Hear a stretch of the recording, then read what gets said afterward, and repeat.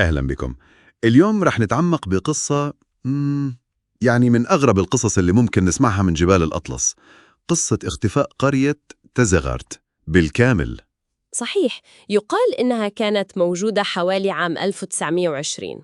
مصادرنا اليوم هي مزيج من روايات أهل المنطقة، شهادات متأخرة يمكن، ومهمتنا نحاول نفهم اللغز ده سوا.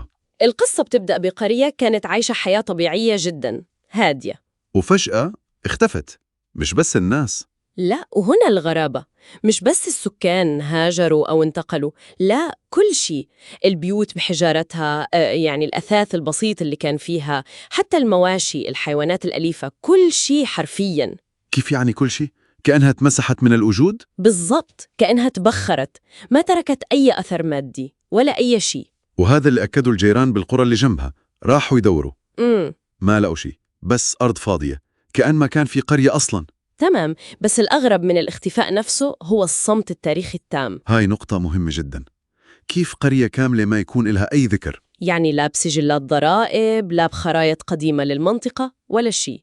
غريب، كأنها ما كانت موجودة رسمياً أبداً. صحيح، وهذا اللي بيخلي القصة تدخل أكتر في منطقة، خلينا نقول، الأساطير والحكايات الشعبية. لأنه ما في توثيق رسمي نرجع له. أبداً، فبنعتمد على الذاكرة الشفوية اللي ممكن تتغير وتتطور مع الزمن. وهون بتبلش القصص المحلية تنتشر، يعني كبار السن بالمناطق القريبة إيه، شو بيحكوا؟ بيحكوا عن أصوات غريبة بالليل بتيجي من مكان القرية المفترض. أصوات؟ مثل شو؟ ما حددوا بالضبط، بس أصوات غريبة وخلص. وكمان ظلال بتتحرك بين الشجر وقت الغروب. هاي التفاصيل بتزيد الغموض. هل هي محاولة لتفسير الفراغ أو فيها جزء من الحقيقة؟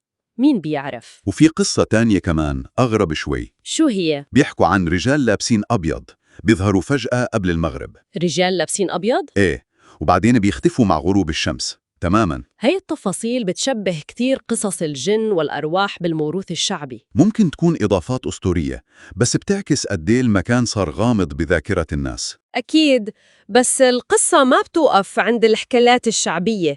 في حادثة تانية يعني أقرب للتوثيق.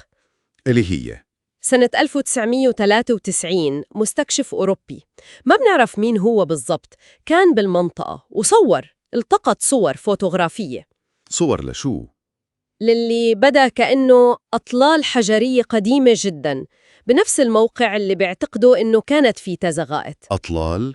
يعني دليل مادي أخيراً، شي ملموس؟ كان ممكن يكون هيك، كان ممكن يكون الجسر بين الأسطورة والواقع. طيب شو صار؟ هون بتيجي المفاجأة الأكبر أو الاختفاء الثاني. اختفاء ثاني؟ نعم، المستكشف رجع بعد يومين بس، يمكن لياخد صور زيادة أو يدرس الموقع أكتر. وبعدين؟ ما لقى شيء. الأطلال اللي صورها قبل 24 ساعة اختفت تماماً. اختفت؟ كيف يعني؟ أطلال حجرية تختفي بيومين؟ ما حدا بيعرف، رجع لنفس المكان وما لقى أي أثر للأطلال اللي شافها وصورها. هاي القصة صارت أغرب وأغرب.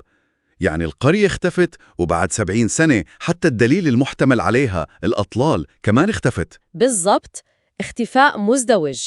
هذا اللي بيخلي أي تفسير منطقي يعني صعب جداً. مستحيل قرية تتبخر، ومستحيل أطلال حجرية تختفي بهالسرعة بدون أي تدخل. تماماً. السؤال الكبير اللي بيضل بلا جواب هو: شو اللي صار بتازاغارت؟ وين راحت القرية؟ وين راحت الأطلال؟ هل في تفسير طبيعي، يمكن فيضانات أو انهيارات أرضية سريعة جدا وما حدا لاحظها، أو شيء تاني خالص؟ كل الاحتمالات مفتوحة، بس المصادر اللي بين إيدينا ما بتعطي جواب، بتتركنا مع اللغز. لغز بيجمع بين الذاكرة الشعبية، الغياب التاريخي، وحادثة حديثة ومحيرة جدا. ويمكن الدرس الأعمق اللي بنطلع فيه من هالقصة هو عن هشاشة الوجود المادي نفسه. كيف ممكن أماكن وحتى آثارها المادية تختفي وتتلاشى؟ وشو معنى هذا بالنسبة للقصص اللي بتعيش بس بذاكرة الناس، بعيد عن السجلات الرسمية؟ هيدي دعوة للتفكير بطبيعة الحقيقة نفسها والذاكرة، وكيف ممكن تتشابك مع الخيال أحياناً.